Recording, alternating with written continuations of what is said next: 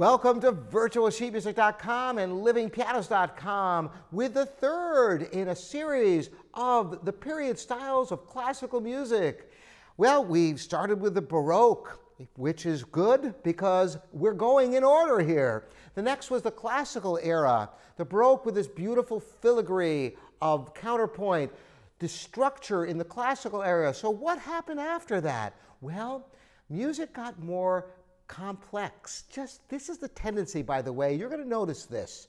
The overreaching architecture of how music progresses over time, and not just music, but art, architecture, theater, all of it.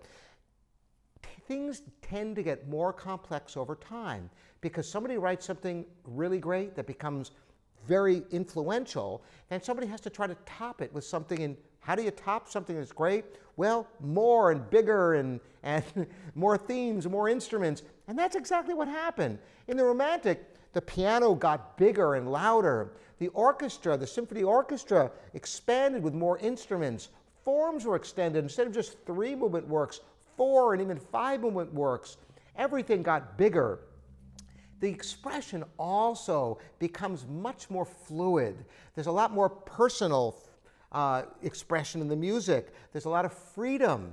So what kind of freedoms are there? Well, there's all sorts of freedoms, but I want to talk about one in particular, rubato, which is a give and take in the rhythm. Whereas in classical era and Baroque music, you keep the rhythm, the tempo, rather steady, metronomic, really, most of the time, with a little bit of fluidity, but really very straight and structured. Well, in the Romantic, oftentimes it can sound almost like you're improvising, like in the B-flat minor Nocturne of Chopin, where cadenzas are written out, where you might have 23 notes in one hand against 6 or 7 in the other. There's all kinds of freedom that is necessitated by the writing itself. Listen to this and you'll see what I mean. And I'm going to play it with that abandon.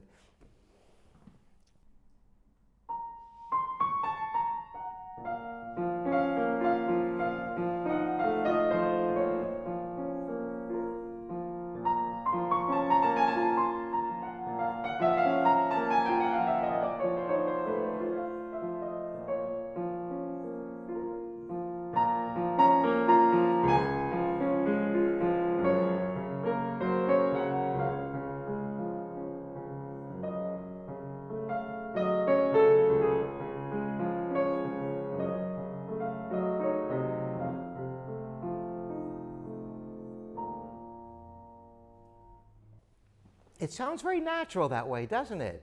Now, if I were to play this as if it were a classical period piece, trying to play it very straight and structured with clarity and not too much pedal, you'd end up with this kind of a performance.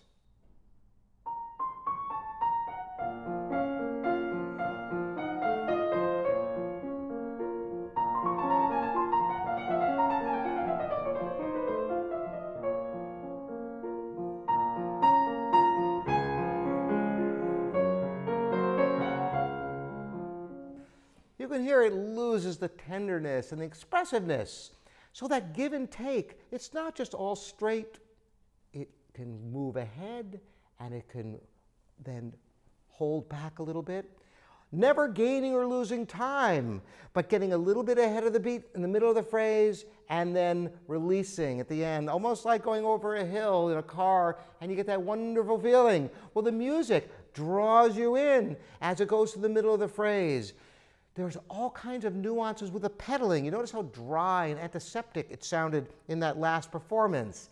So, to recap, in the Romantic era, unlike the Baroque and the Classical, there is more freedom in the interpretation. You can allow yourself to play with more fluid tempo, with more pedal of different nature. Now, you can play it many different ways, and that's the interesting thing. Take a piece like the B-flat minor Nocturne that I just played, listen to several different performances, and you will be astounded at what a unique individual voice great artists bring to the very same pieces of music. All right, thanks so much for joining me. You must check out the last of the series. Should be coming out for you soon, Impressionist music. Thanks for joining me here at virtualsheetmusic.com and livingpianos.com. Your host, Robert Estrin.